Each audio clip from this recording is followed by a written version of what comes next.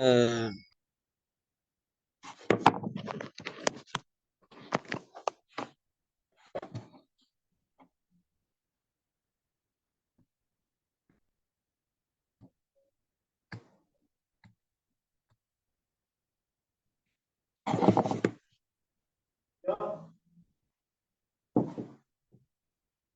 ¿Qué querés?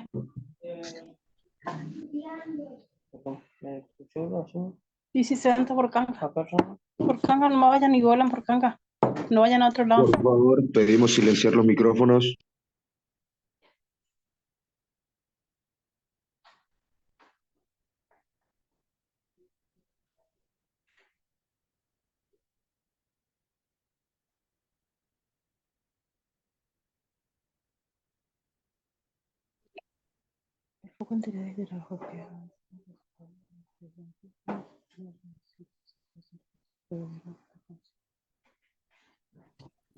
Chicos, los micrófonos, por favor.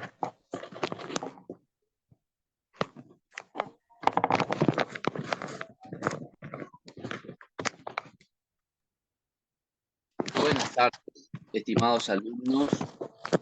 ¿Cómo les va?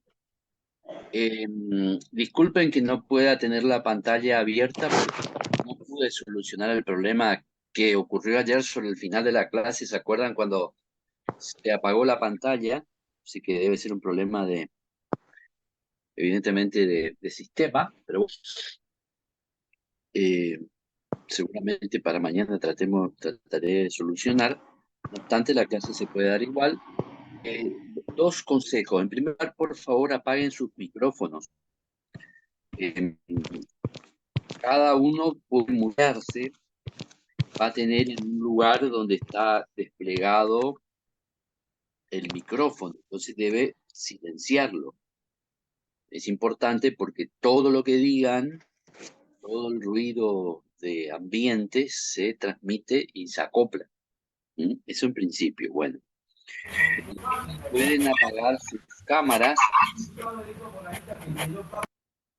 Evidentemente hay personas que no entienden el castellano, ¿no? Bueno, voy a dejar compartir pantalla. ¿Ustedes ven la pantalla ahí con un logo de la Facultad de Derecho? Bueno, Sí, profe. bueno, voy Sí, a dejar profe. compartir pantalla para poder cazar y buscar, encontrar y apagar los micrófonos que están prendidos. Pero para eso tengo que pasar a salir, perder tiempo. Voy a desplegar el menú donde hay vista cuadro por cuadro y vamos a buscar a ver a quienes no comprenden la cuestión de apagar su micrófono. A ver, uno que dice Lenovo Tab M8. Ahí silencio.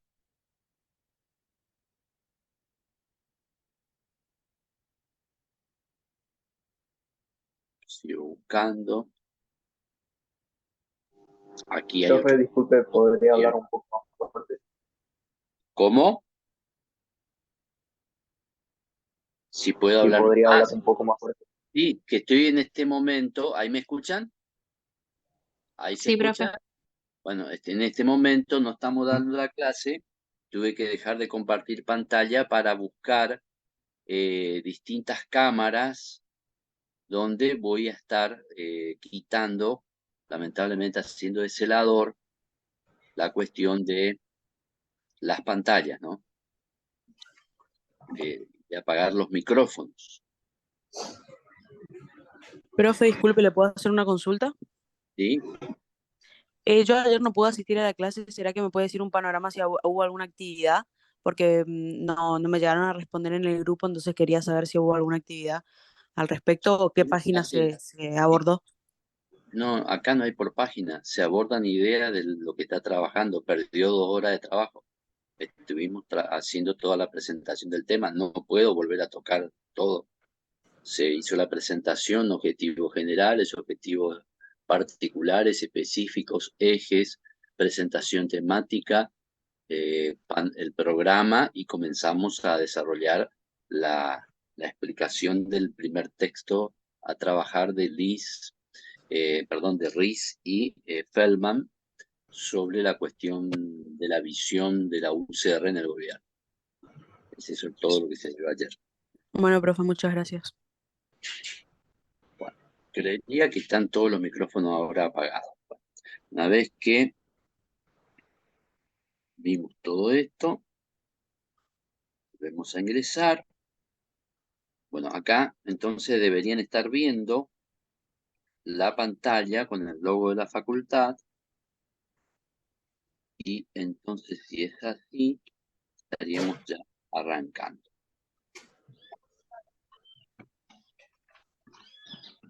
Para quien preguntó que no pudo estar ayer, bueno, esto es lo que se vio, los objetivos generales, los objetivos específicos, una serie de consejos, cómo estudiar, cómo preparar el tema, cómo se rinde, y acá es lo que estuvimos trabajando. Es esto lo que se trabajó ayer, comenzamos ahí, toda la cuestión de la mirada de Liliana de Ries y Jorge Feldman. Está silenciado, tu video Ahí está de... estuvimos trabajando.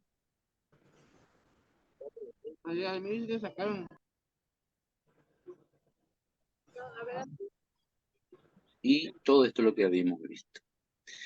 Habíamos quedado un poco aquí en 1987 para que ustedes se acuerden el texto de Ries y Feldman. Analizamos la mirada histórica de la UCR en el siglo XX, en las distintas etapas que les tocó gobernarse, la oposición. Y estábamos acá en este punto que dice el último tramo del gobierno radical de la derrota electoral del 87 al traspaso adelantado del mando. Bueno, ahí donde hemos quedado, estábamos enlazando la cuestión de la diapositiva de todos los hechos económicos, esta designación de Juan Vital Surruy como ministro de Economía, con el planteo de el plan austral, que es un plan electoral de estabilización antiinflacionario, y que va a tener un enfrentamiento muy duro, puertas adentro del gobierno, entre los burócratas del partido, o sea, lo que tenían la militancia radical, y el equipo económico de Surruy, ¿no? Que era un grupo de tecnócratas, un grupo de personas que trabajaron o venían desde el área, digamos, de áreas académicas y de trabajo intelectuales y de grupos económicos, y que se van a integrar al gobierno. Y después también, por esta cuestión que habíamos visto de la concertación a nivel del gobierno con el sindicalismo, al final vemos que hay una lucha interna entre el ministro de Economía y el ministro de Trabajo, ahí habíamos quedado específicamente, en tanto y en cuanto el ministro de Economía era o representaba ideas liberales, todo lo que analizamos ayer, la apertura de la economía, pensaba a favor de las privatizaciones, de desregulación económica, flexibilización laboral, y obviamente el ministro de Trabajo era un sindicalista del peronismo, en ese momento, ¿no? Carlos Alderete. Y obviamente no solo ya había una pelea o puja interna entre los burócratas y los militantes radicales en el gobierno, sino que además había una feroz batalla entre dos ministerios del propio gobierno, el Ministerio de Economía y el Ministerio de Trabajo, con dos visiones completamente distintas sobre el capital, el trabajo, la economía, etcétera, etcétera, etcétera. Con respecto a lo de la crisis militar, vamos a tratar en el próximo texto a analizar de Hugo Quiroga, donde ahí vamos a desarrollar intensamente toda la cuestión militar, porque mucho más profundamente está tratada por Quiroga. Y la derrota electoral de la UCR de septiembre del 87, entonces marca el declive, ¿no? Ahí habíamos visto en una imagen los elementos fundamentales que marcaban ese declive del gobierno de Alfonsín, ¿no? Esto también marca, digamos, es complementaria de esta diapositiva. En el marco final, desde la derrota radical, los hechos más importantes fueron el partido, la UCR, es decir, los bloques legislativos, acompañan al presidente en el impulso de dos leyes vinculadas a la cuestión militar y de la guerra antisubversiva de la década del 70, que son las leyes de punto final y la ley de obediencia debida. Ahora, ¿cómo es ese acompañamiento? Es un acompañamiento a disjusto, es decir, a regañadientes, ¿no? La disciplina partidaria ante la orden presidencial de el impulso de estas leyes y bueno, el bloque radical va a impulsar la ley, pero con una visión o una opinión distinta al presidente, ¿no? Contraria a que salgan estas leyes. Bueno, el programa de reforma para la apertura de la economía, desregulación, ajuste de tarifa, liberalización del mercado, reducción del déficit fiscal y privatización de Aerolíneas Argentina y Entel, es una receta venida de Estados Unidos con Vital Surruy, con el plan austral, con la opinión de Paul Baker. Todo este conjunto de medidas luego va a ir al consenso de Washington para conformar esa receta ya neoliberal denominada así o conocida así, que la va a aplicar Menem, ¿no? El plan de primavera, además, es una variación del propio plan austral con un nuevo intento de uno de los tantos programas de estabilización de los gobiernos nacionales de estabilización de precio, tarifa y freno de inflación. Y se va Alfonsín entonces con una super hiperinflación, saqueos, adelanto, traspaso presidencial y la tapa de la hemeroteca digital de Diario Clarín nos marca ese julio, 8 de julio, días posteriores al traspaso de mando, al adelanto de mando, el estado de situación. Estado de sitio, por los saqueos a supermercados, roban comercios en Rosario y el Gran Buenos Aires, la zona de La Matanza. El cuadro situacional más abajo en los recuadros, las viñetas hacia la izquierda, permiten retirar otros 20.000 australes de los bancos. Recuerden que en 1985 el Plan Austral había creado una moneda en reemplazo del peso nacional que se denominó austral. Luego se va a reconvertir a pesos en la época de Menem. Y ustedes ven ahí entonces que había un control también en los retiros de los depósitos bancarios. Y habrá fundamentalmente un mercado cambiario y el dólar lo fija el Banco Central. ¿Sí? ¿Alguien levantó la mano? ¿Sí, Juliana? Te pregunto, cuando Alfonsín se retira 6 meses antes o 5 meses antes? Y uno habla de 6 meses antes por el año. Se retira el 8 de julio de 1989 y él debía entregar el gobierno el 12 de diciembre de 1989. ¿Me Ah, bueno, entiende? dale, gracias. Son 6 Sí, meses sí, antes.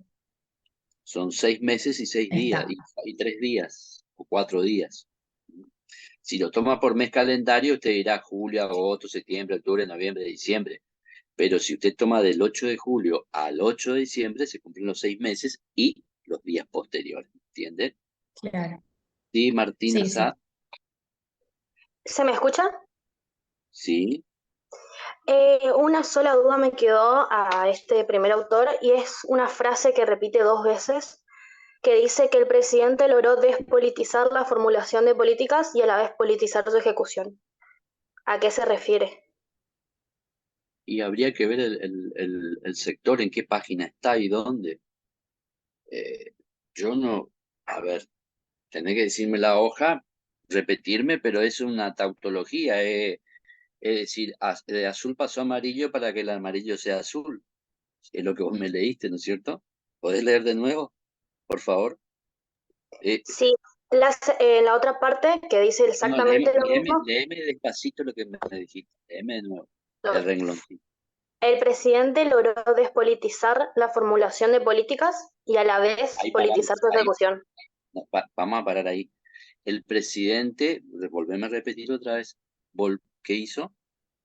Despolitizar la formulación de políticas. ¿Y qué significa eso? Es una opinión del autor. Yo ya ni los dije porque eso es como decir, a ver, el presidente, ¿qué despolitizó? Si Menem es el más político, Alfonsín fue el más político de todo.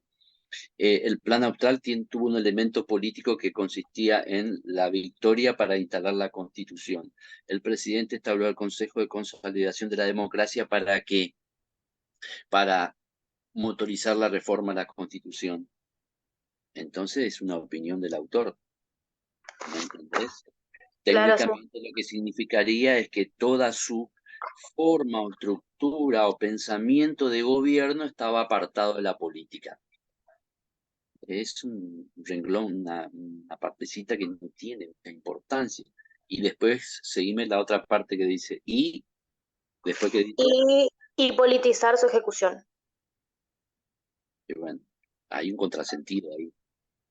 Porque si desprograma o saca la política para ejecutar y luego politiza para hacerla, es un juego, por eso digo una tautología, es un círculo, es un párrafo, por eso hay que verlo, mirarlo, decirme la página, lo miro, pero no tiene mucho sentido lo que sí, ¿me entendés? No es de gran importancia.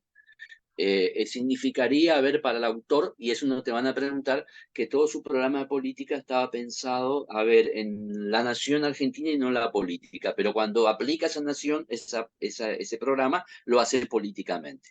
Bueno, ahí te definí lo que vos querías saber. Gracias, muchas gracias.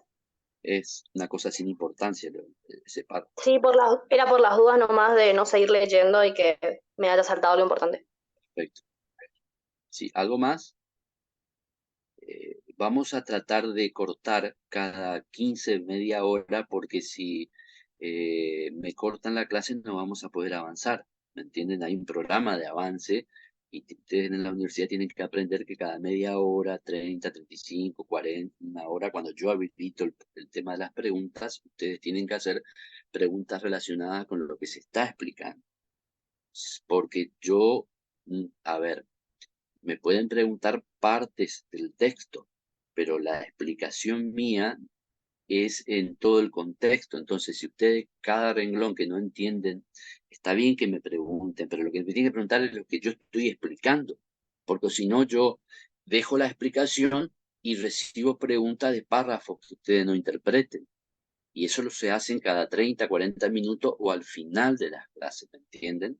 Porque si no, cada 2 minutos me están cortando por parrafitos que tienen que tratar de interpretar lo que estamos viendo. La duda es con lo que se va explicando. ¿Mm? Entonces ahora cuando yo abro la apertura para preguntas, ahí me pueden consultar estas cuestiones. ¿Me interpretás? ¿Está? Bien, estábamos en la situación del declive de Alfonsín, que es el estado de sitio, los saqueos al supermercado, el robo de los comercios en Rosario, Gran Buenos Aires, y todo esto entonces va a llevar la situación social, económica, política al adelantamiento de la entrega del poder que se produce entonces el 8 de julio de 1989, cuando Alfonsín va a entregar el bastón de mando a Carlos Olmedo, ¿no? Ahí comienza la presidencia de Menem, anticipándose. Ahora ingresamos a la reconstrucción de la democracia argentina. Bueno, ahora que terminamos es que si alguien no interpretó algún párrafo, como recién me habían preguntado del texto anterior, bueno, este es el momento para que puedan leerme o preguntarme de algún parrafito que no interpretan. ¿Me entiende? ¿Me entienden? Estos son los momentos entonces en los que se abre la oportunidad para eso, ¿sí? saltamos de autor. ¿Está? Bueno. Con referencia al autor Hugo Quiroga, estos fragmentos de párrafos son textuales. Son los fragmentos más importantes que Quiroga desarrolla, ¿no? Que le va a ir guiando. También ustedes tienen que interpretar los textos en lo que son las ideas principales, las ideas secundarias, y fragmentos como el que recién no tiene una explicación lógica, estructural, porque es un juego de palabras que el autor coloca en alguna conexión, un párrafo de conexión entre un punto y otro, ¿no? Por eso quien me preguntó y quien pregunta en la próxima vez tiene que decirme, en el texto de Quiroga, en el PDF, en la página 15, en el cuarto párrafo, dice esto que no entiendo.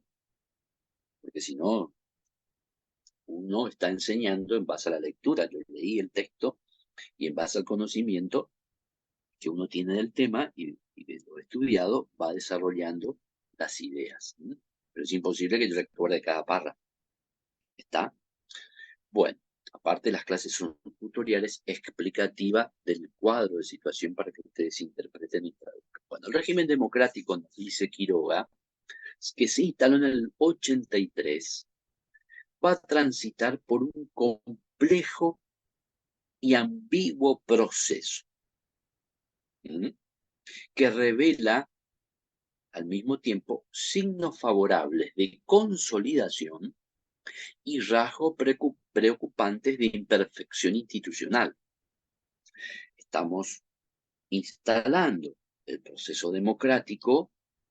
Se acuerdan que Quiroga ahora estamos retrocediendo nuevamente al ese 10 de diciembre de 1983, cuando asumía Alfonsín. Y ahí había una ambigüedad. El proceso de la primer presidencia de este periodo constitucional, obviamente es un proceso favorable de consolidación del sistema. Pero va a haber imperfecciones institucionales, obviamente. Obviamente. Van a haber interferencia de un poder en otro. Van a haber imperfecciones y situaciones. Se ha afirmado que el principio de la legitimidad democrática, el apego mayoritario de los ciudadanos y partidos a la regla de la sucesión pacífica del poder, o sea, por un lado, entonces comienza a reinar el principio de legitimidad democrática, que sería la regla de sucesión o las reglas de la convivencia del sistema democrático, lo que es el funcionamiento de las mayorías, y básicamente entonces la sucesión de un gobierno a otro. Si nosotros recordamos que,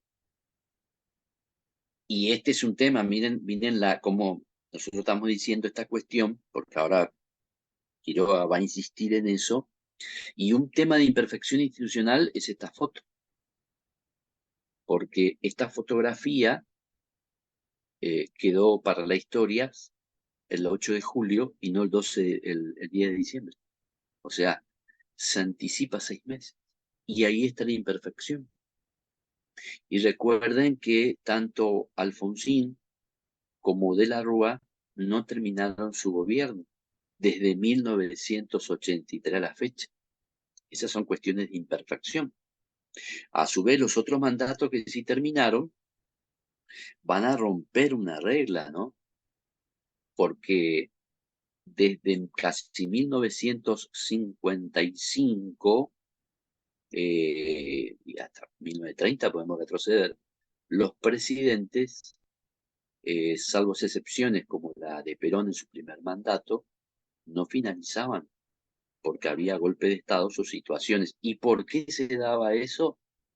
Por esta cuestión de la falta de consolidación del sistema y que en la que no había una sucesión pacífica del poder, ¿sí? Por las luchas internas políticas. Primer gobierno de Perón, 1945, ¿no es cierto? 1952, 6 años. Luego la reelección, dura 3 años. 1955, golpe de Estado. Luego se reinicia la democracia, Frondizi, 1958, 62, cuestión de militares, cívico-militares. 1966, golpe de Estado a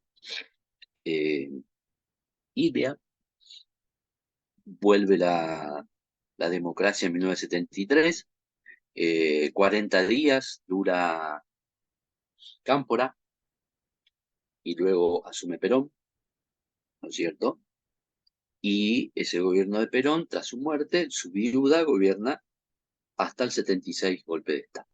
Entonces, vieron la cantidad de presidentes que te estoy diciendo y todos no te pudieron terminar su mandato. Esto es un problema, ¿no? Grave problema de esa institucionalidad. Eso es lo que nos va marcando Quiroga. Ahora cambia eso.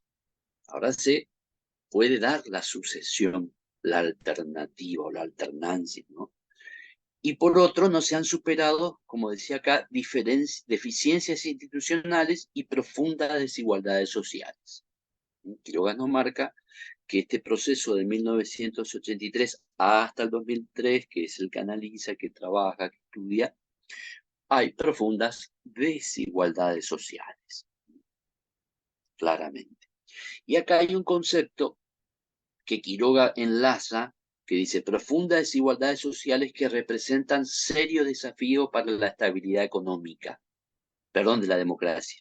¿Por qué? Porque esas profundas desigualdades sociales se van a dar en el marco de la macroeconomía o de la microeconomía, de la inflación, de los escasos recursos por los sueldos, el ciclo de la pobreza, y todo esto, no Quiroga, pero cuando analicemos la política económica de Menem, esa visión neoliberal que Jairó plantea, o Castiglioni analizando la economía menemista, o Jorge Castro defendiendo la economía menemista en este caso, son tres autores que también están aquí compilados en su cuadernillo, van a ver que estos autores van a volver sobre esta idea más profundamente, en que los problemas económicos, sobre todo la hiperinflación,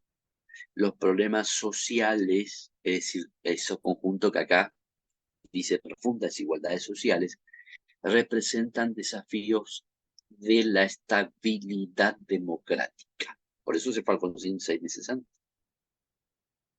La inestabilidad, los valores económicos totalmente alterados,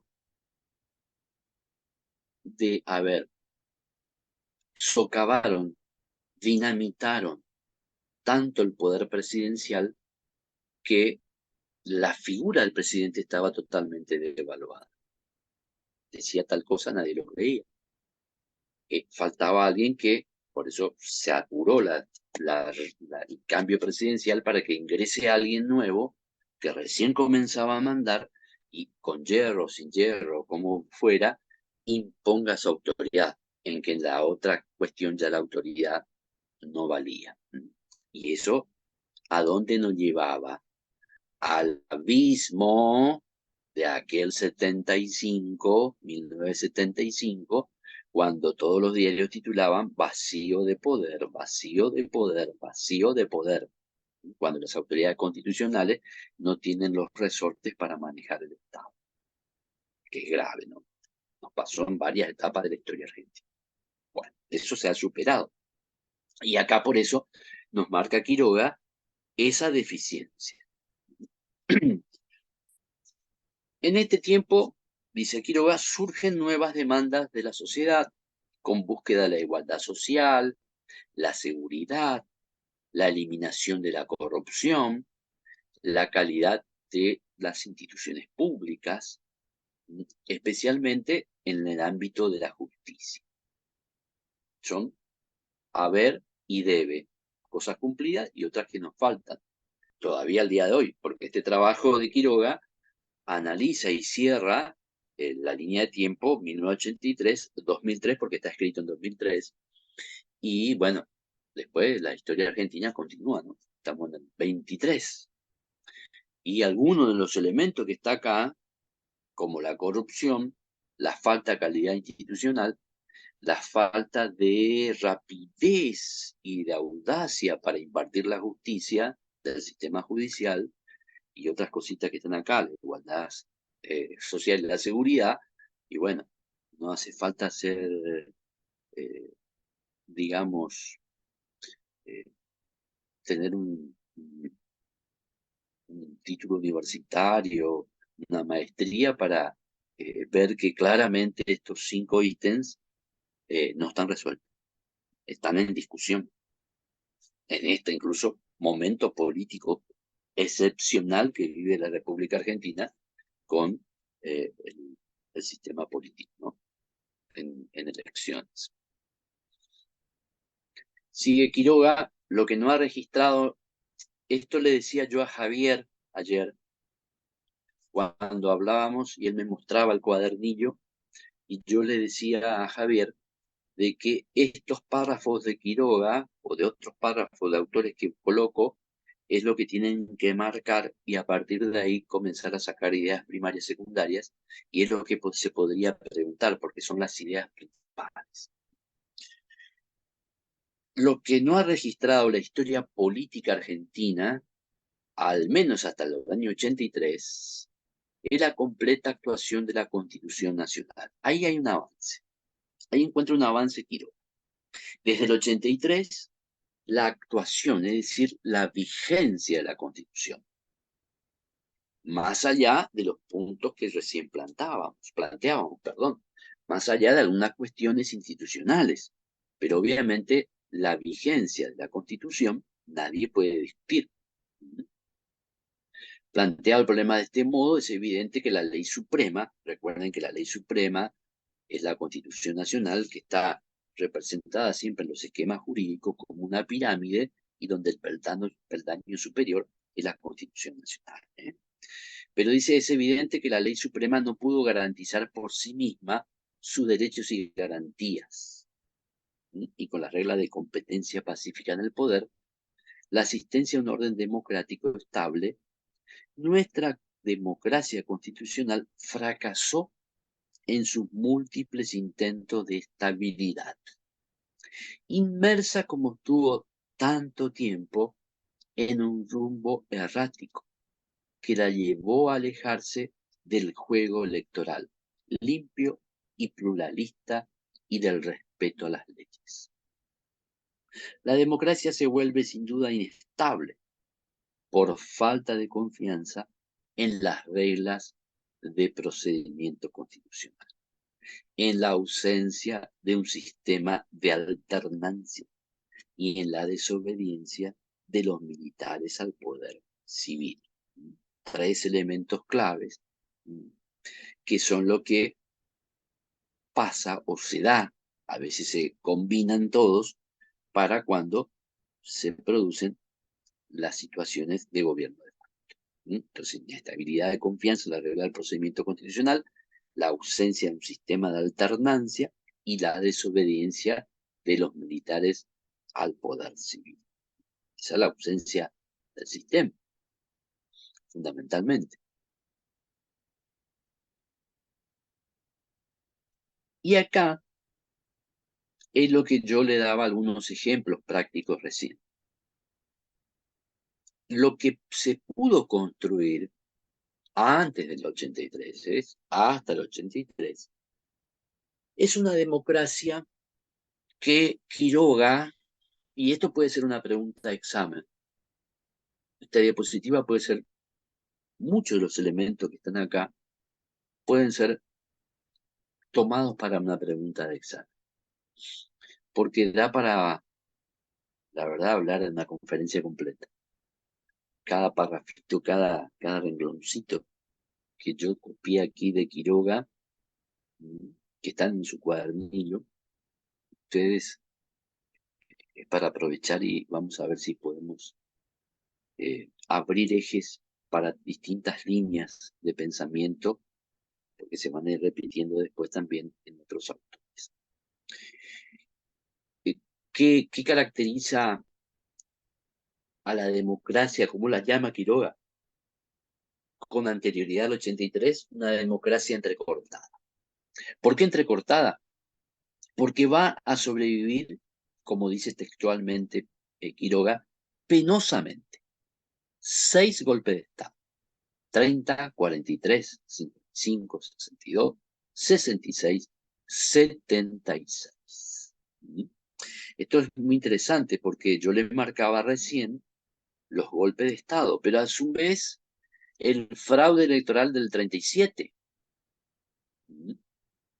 Por esto hoy hablaba Quiroga en la diapositiva anterior, por ahí, donde dice que la llevó a alejarse del juego electoral limpio y pluralista del respeto a las leyes, se vuelve inestable por la falta de alternancia, etcétera, etcétera, etcétera. Y esto es clave, ahí está, porque, por ejemplo, en 1937, fraude electoral.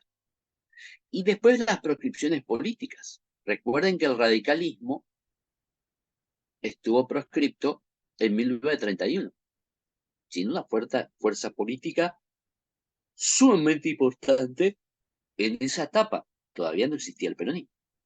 Luego va a luchar con el peronismo para la primacía de quién es la fuerza más importante del país. Pero en 1931 estuvo proscripto el peronismo. Y en las elecciones de 1958, que consagran a Frondizi, yo ya le conté ayer, Frondizi es un candidato que se separa se tracciona el radicalismo, está Balbín por un lado y Frondizi por el otro. Balbín va a ser la Unión Cívica Radical Intransigente, UCRI, y Frondizi la Unión Cívica Radical del Pueblo. Ya le va indicando con quién pactó y de dónde recibió. Y ante esa situación de este quiebre del 58, el peronismo, optando proscripto, va a recibir un caudal importante de los afiliados del peronismo, Frondizi, por el pacto que se desarrolla con Perón. Perón, que estaba exiliado, estaba fuera del país, obviamente, estaba proscripto. Recuerden que Perón va a estar fuera de la nación entre 1955 y 1973, que regresa. Se permite regresar. Pero las elecciones del 63 también marca una cuestión en la que es electo Ilia. Y también el peronismo estaba proscripto. En este caso, el peronismo no va a votar a un candidato en particular, sino va a votar por la abstención en blanco o un conjunto, sobre todo a nivel local, provinciales, partidos vecinales, con nombres como Partido Laborista, Partido Humanista, o todo un conjunto de nombres muy parecidos a lo que son los postulados originales de la justicia social, pero que no podían llevar el nombre de peronismo, los emblemas, etcétera, etcétera. Y esto también marca una cuestión muy interesante, porque ambos presidentes, aunque en el del 58 Frondizi tiene un apoyo del peronismo, en el 63 el caudal de voto del presidente electo es muy bajo, porque la fuerza mayoritaria, desde el 45 hasta el 76, fue el peronismo. Proscripto y no proscripto, porque en el 73, cuando se le levanta la proscripción, triunfa la elección, ¿no? Y, ¿qué le decía? En el 63, el presidente Ilia tiene un nivel de voto bajo y hay una falta de consenso. Porque recuerden que la mayoría que votó en blanco o estaba proscripta hacía sentir eso. Y obviamente Ilia va a chocar con el sindicalismo que va a enfrentarlo y bueno, ya saben las consecuencias. Esa lucha feroz desgastó a Ilia con el sindicalismo peronista, que le dio una oposición. El sindicalismo como peronismo estaba proscripto, sí, pero obviamente manejaban los sindicatos. Y eso va a erosionar el poder fundamentalmente de, en este caso, Ilia. Y por eso es que dice acá, sin poder resolver las tensiones entre legitimidad e ilegitimidad. Después del 30, el único presidente constitucional, miren esta estadística, después de 1930, el único presidente constitucional elegido en comicios libres públicamente que pudo terminar su mandato fue el primer gobierno de Perón, 46-52. Punto. Ahora, ¿qué función cumplía el llamado, en ese momento, poder militar? En definitiva, lo rotula a ese poder militar Quiroga pretorianismo, la fuerza guardia pretoriana. Es decir, la aceptación de la participación de los militares en la política. Y en todos estos golpes de Estado se veía, no significa que estaba bien, cuidado, porque por ahí malinterpretan las palabras del profesor y dice, el profesor es golpista, mire lo que está diciendo. Estoy dando una clase y explicando. Si aceptamos que el poder militar es pretoriano y puede participar en la política, y Quiroga nos dice que es una democracia entrecortada, ¿qué hacían o por qué se daban los golpes cívicos militares? Porque era una forma en determinadas circunstancias de cortar la crisis, barajar y darle nuevo, o de imponer la facción que estaba en contra de quien gobernaba. A ver, el golpe del 62 es para colocar o poner en salvar la crisis del gobierno de Frondizi. Y el golpe del 55, obviamente, fue motorizado. ¿La herramienta fue el poder militar? Sí. Los tanques, los soldados, obviamente. Pero ¿quién movía ese aparato militar? ¿Los militares? ¿Solo los militares? ¿O los políticos de la oposición? Bueno, hay que estudiar la historia política. Por eso todos estos golpes siempre se denominan cívicos-militares. Civiles fueron los que pusieron las ideas para los golpes, tanto de Uriburu en el 30, de Ramírez en el 43, de Aramburu en el 55, del 62, de 66 y 76. Hubo ahí una apoyatura civil. Recuerden que en el 55 se denominaban los comandos civiles. Había todo un ejército armado. ¿Y quiénes eran? Sí, los partidos de la oposición. El liberalismo, parte de la UCR. Es así. Como en el 66, cuando cae Ilia, el sindicalismo miró para otro costado cuando se veía caer el gobierno. E Ilia fue expulsado de la Casa de Gobierno por un conjunto de la Policía Federal. Miren la falta de poder del presidente. No necesitaron moverse tanques. La Policía Metropolitana Federal lo desalojó la Casa de Gobierno. ¿Y por qué pasa eso? Por la falta de unión, por la falta de participación, todos los elementos que Quiroga nos estaba dando desde las 3, 4 diapositivas anteriores que estuvimos trabajando. Y después de este ejemplo, bueno, hablamos del pretorianismo o de la intervención militar. Es decir, la aceptación de la participación de los militares en política. Escasa competencia entre los partidos. Y sí, estaban proscriptos en el 31 el radicalismo, la fuerza más importante, y luego la fuerza más importante el peronismo. Entonces esa zancadilla es permanente. Esa escasa competencia entre partidos. y la rotación del poder entre civiles y militares. Fueron elementos singulares de la vida política argentina entre 1930 y 1983.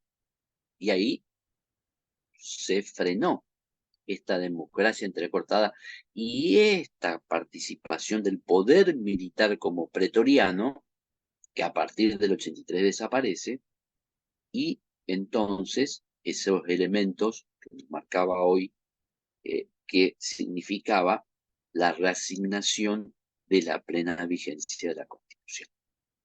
Y marcaba que había errores, sí, marcaba hoy, ¿se acuerdan?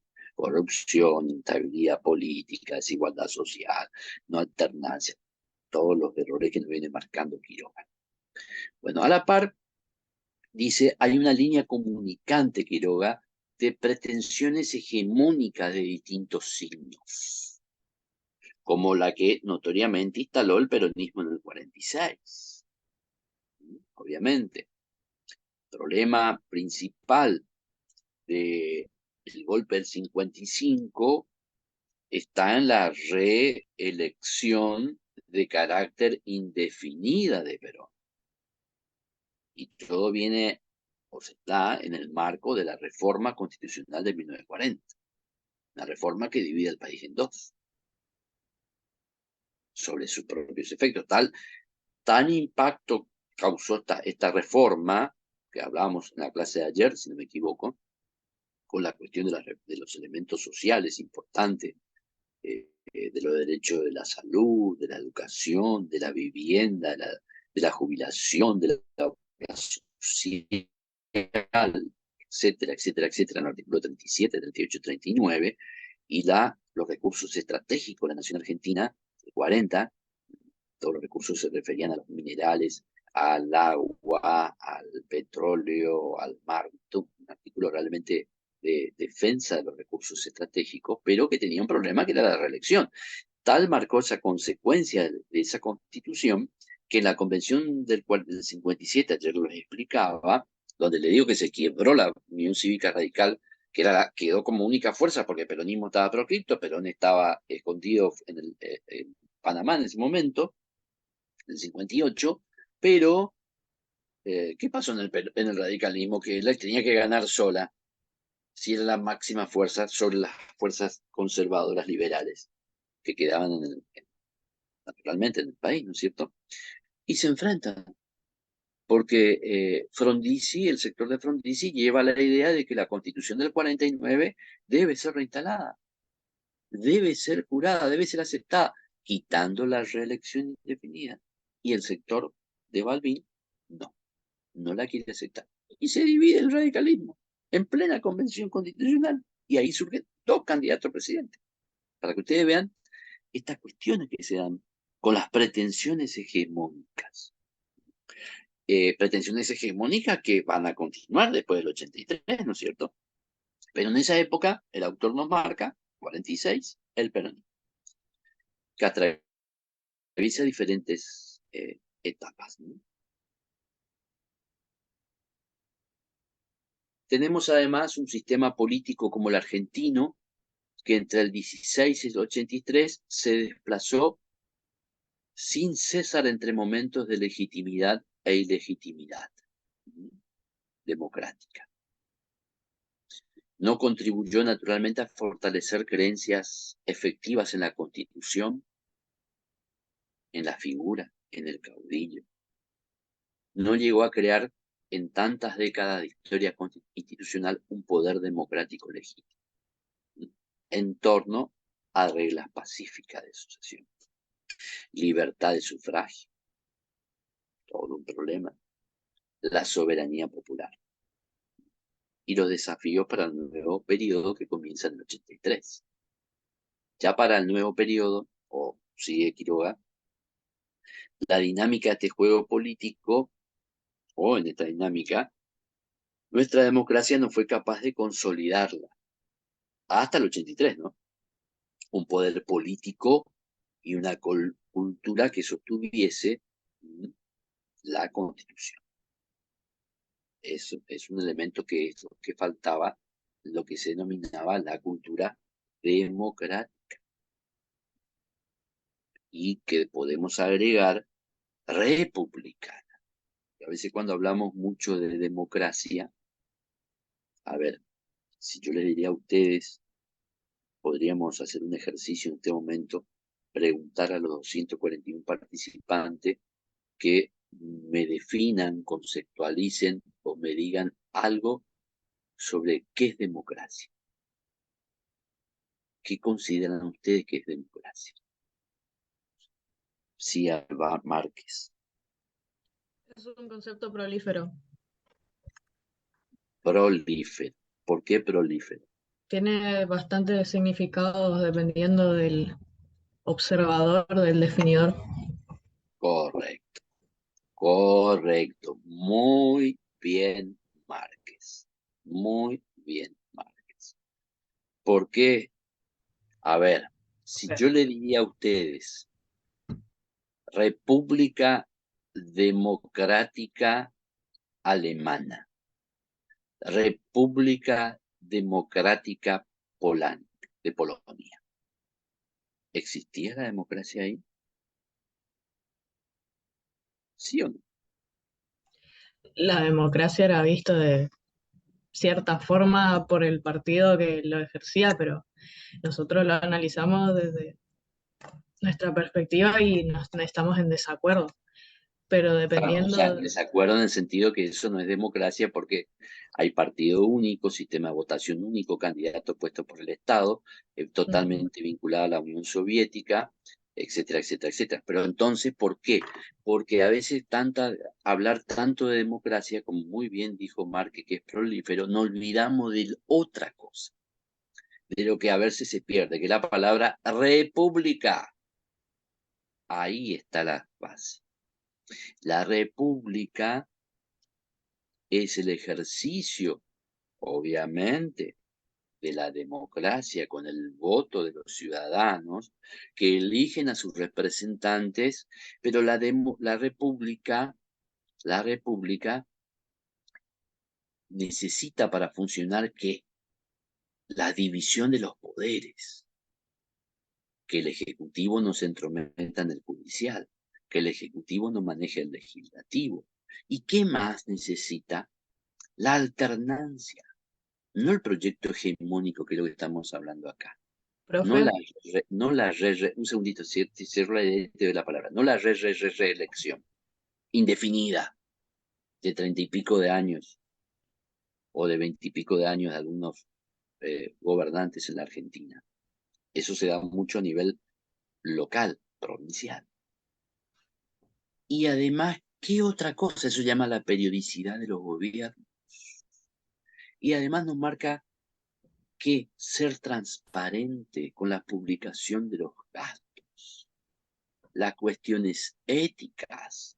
Ahora, todos esos elementos constituyen la república. Por eso ustedes siempre van a escuchar la palabra democracia, porque es prolífero, depende del observador, le da el tinte democrático. Pero cuando hablamos de república con estos 5 o 6 elementos, además está el control de la prensa, que todos los actos sean públicos de gobierno, que los números del gobierno sean públicos, los balances del gobierno sean públicos, se nos terminó el verso. Y la república y todos los elementos que la constituyen son claramente distintivos del proceso democrático. Y ahí no hay escapatoria. No hay verso, no es prolífero, no tienen distintas visiones. Hay una sola. Porque hay o no hay división de poderes. O hay una persona que gobierna o un partido que se convierte en hegemónico y quiere gobernar siempre. Bueno, se termina la cuestión. Ahí no hay visión, no, análisis, no. Si hace 40 años vienen gobernando lo mismo en una intendencia, hace 30 años una gobernación, hace tantos años una presidencia, es república y bueno, sí, porque lo votan la gente, pero ¿y la periodicidad de los gobiernos? Bueno, sí, Márquez, ¿qué quería decir? Profe, ¿se puede agregar una cosita? Sí, agregue.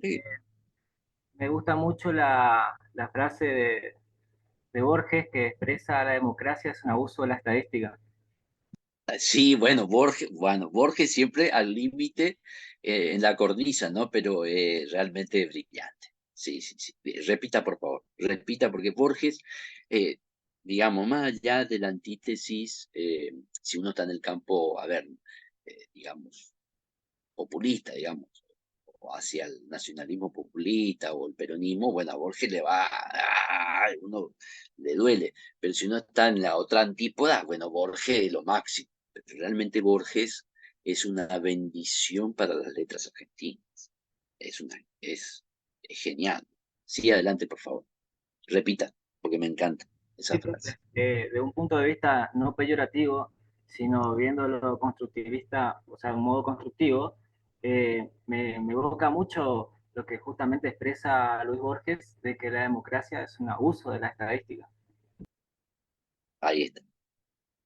Ese es el tema. El abuso del concepto, como muy bien dijo Márquez, que, que, que tiene visiones, acepciones, cuestiones, y que hacen de este abuso de la estadística.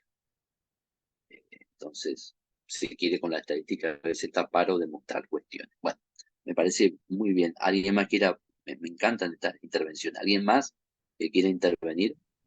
Profe, Sí. el concepto de poliarquía es el que interviene en la democracia, si mal no estoy.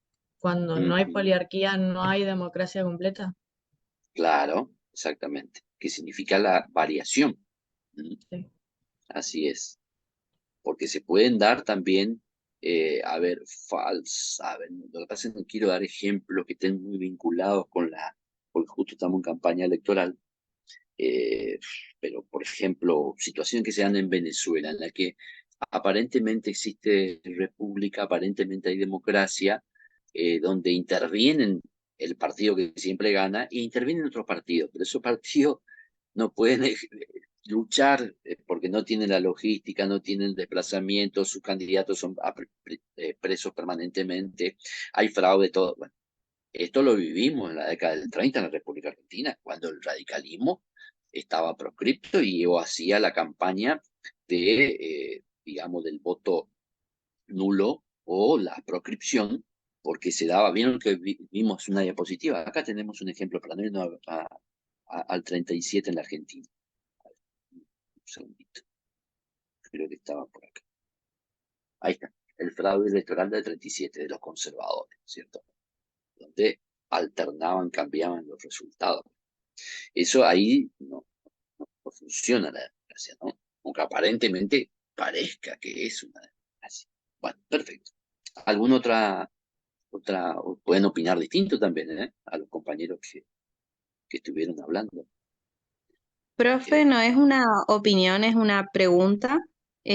Acá estoy armando en mis apuntes el sí, concepto de democracia con lo que estuvieron diciendo, con lo que dijo usted y lo que dijeron mis compañeros. Y bueno, escribí, bueno, que es un concepto prolífero y em, que República Democrática necesita de ciertos elementos como la división de poderes, alternancia, control de la prensa, transparencia de las actividades gubernamentales. Y más o menos claro, eso escribí, no sé si me podría sí, ayudar a claro. cerrar la idea o eso está bien. Sistema de partidos, sistema de Ah, ok. partidos, la libertad del ciudadano para votar, y creo que falta ahí el control de las partidas presupuestarias, me parece. Faltaba ahí, de lo que Sí, me sí, dijiste. faltaba, Daniel, muchas gracias. Bueno, bueno, esto es lo que nos trae. Miren todo lo que podemos derivar, pensar, extraer de este párrafo extenso que elegí de Quiroga, ¿no? Después tenemos, a ver qué más. Bueno, Quiroga nos dice, un sistema político como el argentino. Recuerden que Quiroga, ¿por qué apunta mucho a el 16 al 83? Porque ¿qué pasa en el 1916? Aparece justamente qué sucede, qué importancia tiene el 1916. Justamente el voto secreto, como lo conocen ustedes cuando van a votar, antes el voto, ¿cómo era? Cantado. ¿Mm? Entonces, por eso insiste mucho del 16, al 83, ¿no? Toma esa fecha, ¿no?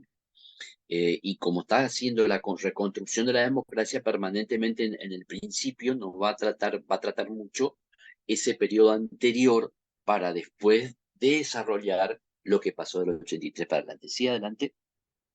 Alguien levantó la mano. Sí, adelante. Usuario de Zoom dice, levantó la mano. Sí, hable.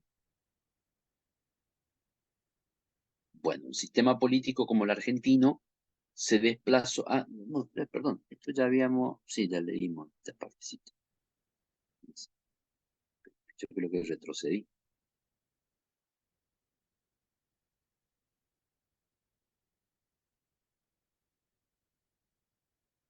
Un segundo.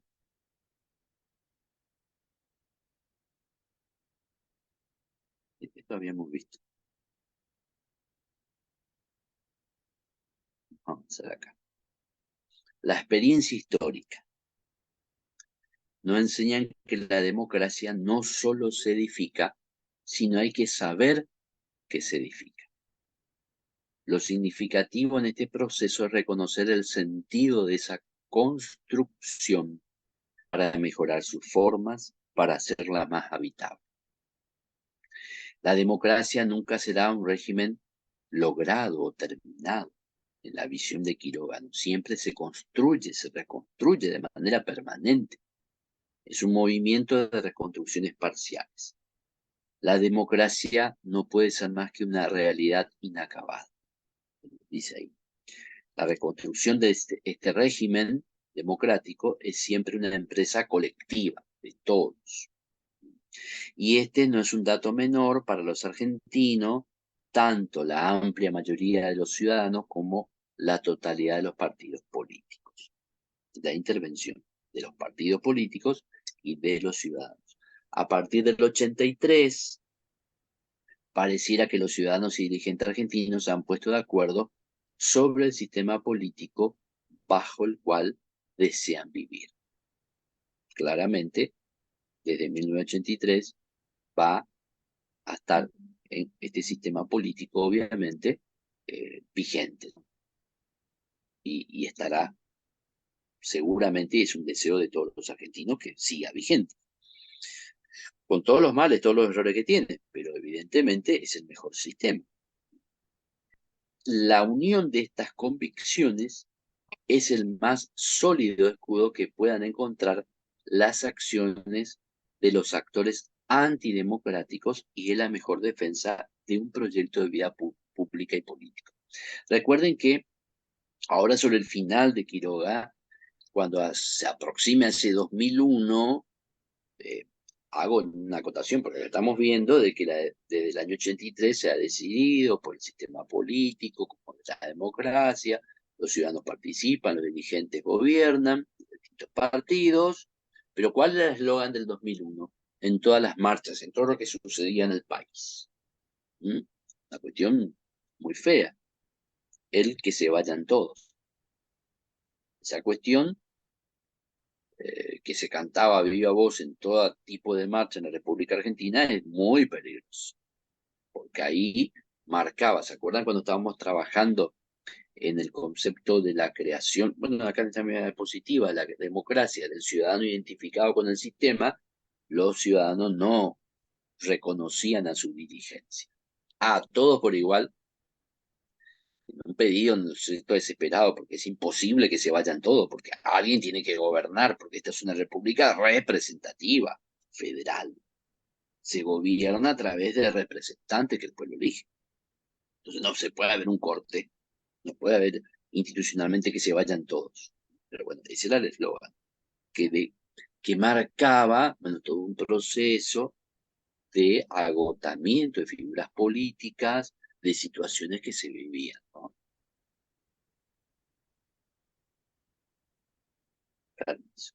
No sé por qué. Ahí está. Bueno, el derrumbe de la dictadura militar en el 76 permitió entonces a la sociedad argentina ingresar en un nuevo periodo, con un horizonte de esperanza.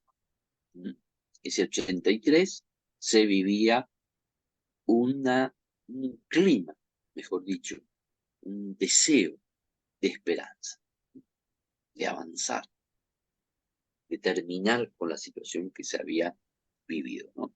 Que movilizó entonces dos grandes objetivos. Primero, la renovación del sistema político y la reorganización de la economía.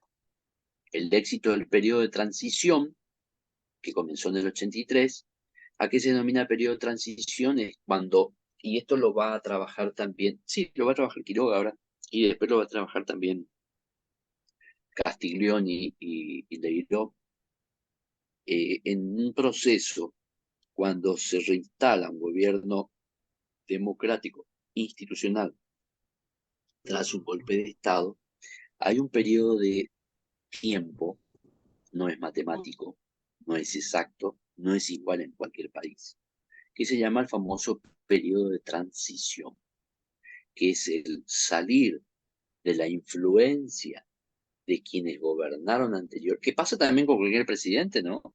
Recuerden, supongamos que el día de diciembre, bueno, no quiero quiero decir nada por algún candidato. Bueno, a ver, cuando ese 8 de julio del 89 Alfonsín fue reemplazado por Menem, hay un periodo de transición. Va a haber influencias de las políticas que dejó en marcha Alfonsín que van a interferir e ingresar en el inicio de la gestión que toma Menem. Ese periodo pequeño de transición. Generalmente las transiciones presidenciales se dan cuando el candidato triunfa y hay todo un periodo de adaptación, de mirar las cuentas, de ver a quién está gobernando. Eso es lo que se llama como transición, para que ese primer día no le impacte la transición.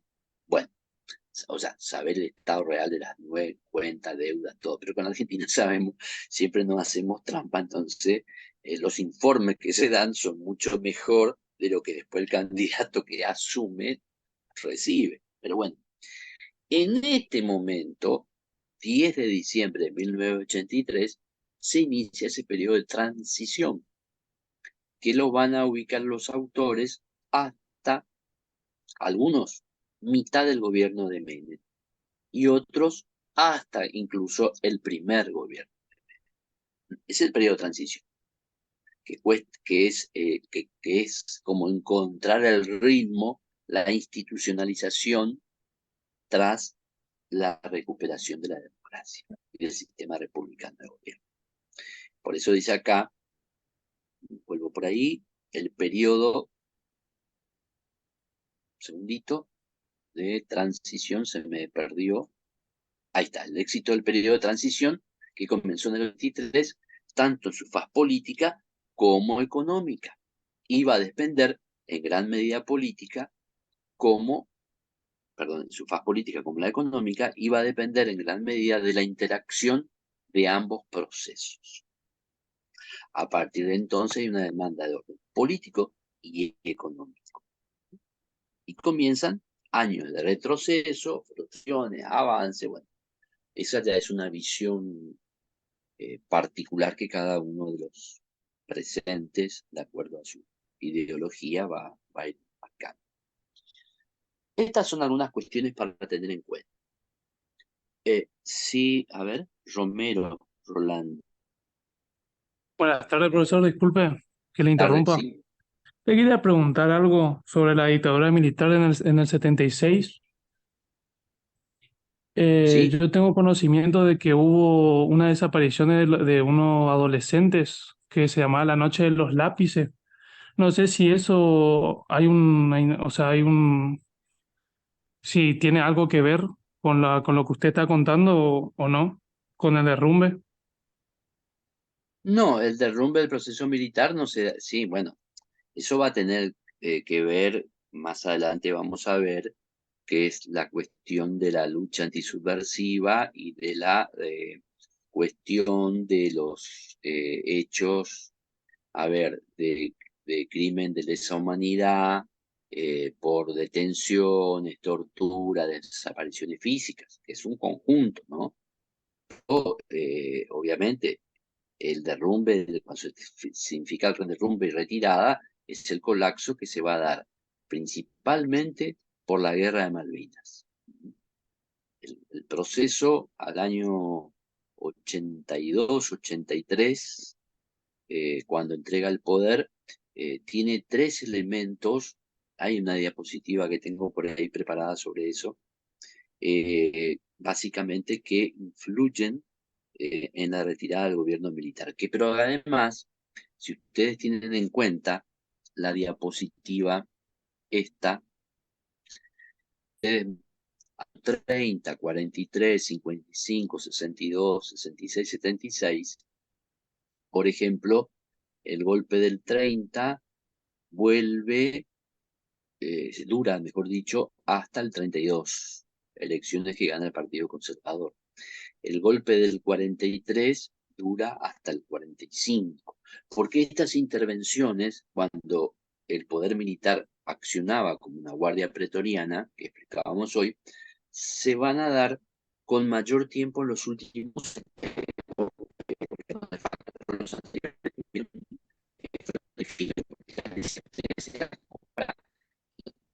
ingresaban porque la fuerza política opositora se estaban militares, se daban golpe y en tiempo salía la institucionalidad.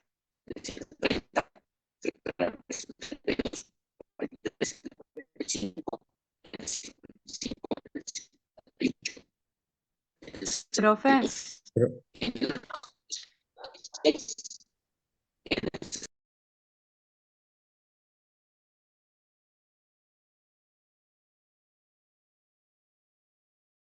estar también, que está todo, parece robot, pero mal diseñado.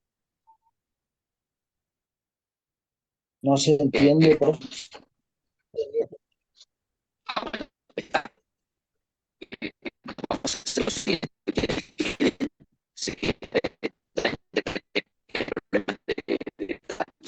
Profe, disculpe, sí.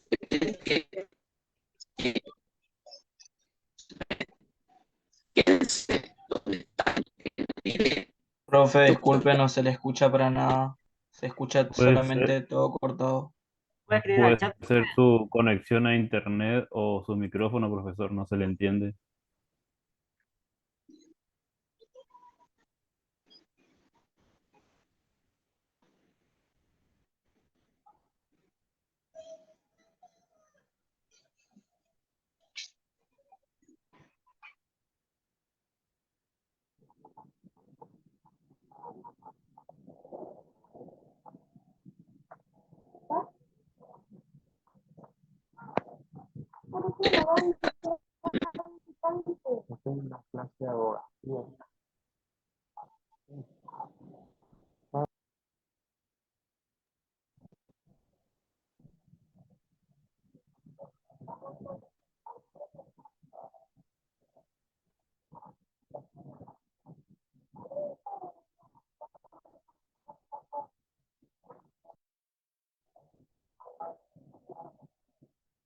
Mientras que salió el profe, si los demás hablamos, ¿se escucha bien? Sí, se Sí, escucha, yo recién entré. Sí, se Ah, escucha bien, bien. profe. Entonces Sí, era un problema del internet de él o de su micrófono. Sí, seguramente se le habrá trabado Debe tener una mala conexión. Puede ser. o el cable de su micrófono. también. ya le pasó ayer, debe ser su conexión seguramente. Chicos, una consulta mientras esperamos. Eh, no escuché ayer que dijo si los videos quedan grabados, dónde se puede visualizar y las plantillas que utiliza, dónde las podemos ver. En la plataforma tenés que verse en ¿cómo se dice? En el campus virtual. O sea, de Las la de clases uno del grabadas campus están en el virtual. campus, pero Donde dice los video. PDFs no los pasa. La diapositiva todavía no pasó, el profesor dijo que después va a subir. Eso dije, así es lo que dijo la otra ayer, la otra clase, que después va a subir. Genial, Todavía no gracias. subió. Igualmente en el grupo subió un chico en YouTube. Y suben las playlists hechas con algunos videos, pero pueden verlos desde la plataforma en orden y qué sé yo, creo que en mejor calidad. ¿Qué pasó? ¿Salió el profesor o qué? En la Sí, plataforma tenía no mala están todas conexión. las diapositivas. Dijo que espere nomás que ya vuelve a entrar a ver si se soluciona. Igual, tipo, los videos creo que tardan de acá a 2 semanas recién a subirse, se me hace a la plataforma. No, los videos ya está, el video de ayer, por ejemplo, ya está, o sea, la clase de ayer ya está subida. Pasa, Pero consulta, intervengo un ratito. Pasa que las clases, estas que estamos teniendo nosotros, no son las que están subidas, son las de la semana que estuvimos con la licenciada pasada, que ahí, cuando nosotros estábamos dando las clases de lectura y comprensión de texto, él estaba dando las clases para extensiones áuricas de contexto histórico. Y esas clases son las que están grabadas y están subidas, no las nuestras, tipo no Pero estas. pero sirve igual porque Claro, Exacto. totalmente. sí, si quieren adelantar se pueden mirar igual Claro, claro, igual creo para que aclarar. una vez Sí, terminado el porque módulo, no, recién se vuelven a subir las clases que nos quedamos nosotros en teoría. Yo creo que entendí Nuestras que las clases, las nuestras que no van a estamos subir. dando ahora, no se están grabando. Solamente se grabaron las que son de la extensión áulica. Esas son las claro, únicas que se graban. Las una sola nuestras van a es como grabar. para, exactamente, las nuestras es como para nosotros sacarnos la duda en el momento. Pero lo único que va a estar grabado son esas clases que nosotros no estamos dando todavía. Por ejemplo, ahora nosotros estamos dando contexto histórico, ¿no? Y puede ser que en el... Ah, bueno, no, ahora estamos dando contexto histórico y mientras que nosotros estamos acá en la extensión áulica, están dando la parte del módulo 1, que es la de comprensión de textos. Entonces, cuando nosotros finalicemos este curso, ahí recién vamos a tener en el campus de Derecho las clases grabadas del módulo 1. ¿Entienden?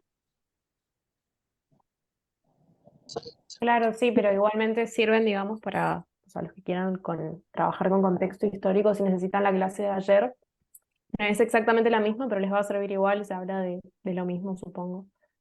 Sí, habla de lo mismo, porque yo estuve mirando hoy las de ayer Bueno, y no van a subir las clases de todos o sea, después va a seguir la de lógica y después va a seguir, o sea, van a grabar las clases que están dando en un lugar nomás. No creo que suban todas las clases de todo de las extensiones y las nuestras.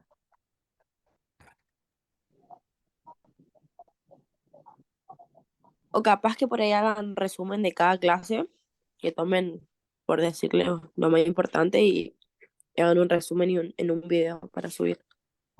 Capaz, no sé. No, igual para mí, como estaban diciendo, creo que los videos se van a subir después que termine el módulo. Claro, después de 2 semanas. Sí, porque tardan mucho en subir. Ya el año pasado me pasó que no subían. Subían después de cierto tiempo. Sí, por ahí les conviene repasar nomás con lo que puedan. Claro, igual está bien porque estos son clases de apoyo, no son obligatorias. Cuando sean obligatorias vamos a volver a repasar todo otra vez. ¿Cuándo arrancan las clases obligatorias? Arrancan, creo que enero, febrero, no, enero o diciembre más o menos. Finales de diciembre, principio de enero. Yo le No, pregunté no, eso al profe y lo que me dijo que supuestamente hay con un cronograma en diciembre, no sé cuándo es diciembre 16, no sé cuándo, arranca una tengo que ir presencial y todo. Sí, el Y 16 después en de diciembre tenemos la clase de y en repaso. febrero también tenemos como, o sea, esa clase rápida.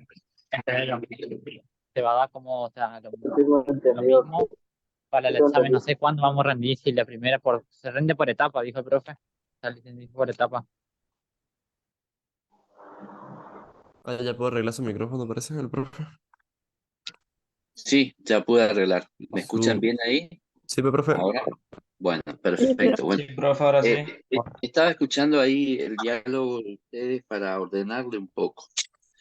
Estas clases que no son obligatorias son justamente las más interesantes. ¿Por qué? Porque en este cronograma ustedes tienen 8 clases de 2 horas, son 16 horas. Cuando las clases sean obligatorias, van a tener una clase de 2 horas. En enero, sí, va a ser obligatoria, tienen que estar presentes en el campus, pero no esperen maratónica sesión de 8 clases. Ahí van a ver una sola clase por módulo de 2 horas. Se va a concentrar en 2 días, en la que ustedes van a estar todo el día en la facultad, porque a la mañana de 8 a 10 historia, de 10 a 12 lo que fuera, el otro módulo, por la tarde el otro módulo y del otro módulo, porque son cientos de alumnos. Entonces, este es el momento que deben aprovechar, porque son 8 clases por 2, son 16 horas. Y esas clases obligatorias se dan una semana antes del examen. Entonces, ustedes acá tienen el material, estamos trabajando prácticamente hoja por hoja, prácticamente, más o menos. Hay hojas que no son importantes, otras que sí, pero estamos haciendo una línea de tiempo, trabajando datos, estadísticas, situaciones. Aparte, no hay resúmenes. El examen que ustedes, porque ahí plantean por ahí, van a subir resúmenes. No, no, no.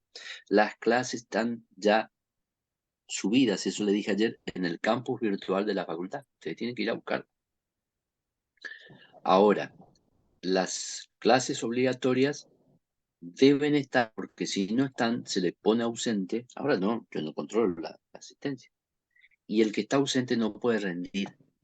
Así de sencillo. Son 4 módulos, 4 presentes. Está en un módulo, no está presente, chao, no rinde. ¿Me entienden? Recuerden que ya estamos en la Facultad de Derecho. En la facultad, en la universidad. Ya no hay, me duele la panza, tengo el certificado, me olvidé que hoy el examen, todo la secundaria ya pasó. Estamos en otra etapa. El que no está presente no puede rendir. Sí, Cabrera. Profe, pregunto, porque no escuché bien. ¿Las clases presenciales cuándo empezarían? Eso no está definido. Eso le van a primero. Como ayer yo expliqué esto bien, vuelvo a explicar. Estas clases son preparatorias con el material que ustedes van a rendir, con un esquema de 8 clases por módulo. ¿Está? Bueno. Ustedes ahora ni siquiera se han inscrito todavía, están preinscriptos o ya se inscribieron. Tienen que inscribirse. La inscripción se da generalmente en diciembre, porque la mayoría seguramente está en el 5º año, ¿o no?, de la escuela. Algunos tal vez no, la mayoría sí. Bueno, va a haber un periodo de inscripción. ¿Ustedes ya se preinscribieron en la carrera? ¿Ya se inscribieron o preinscribieron? ¿Eso es por el medio virtual, no? Claro, no sé.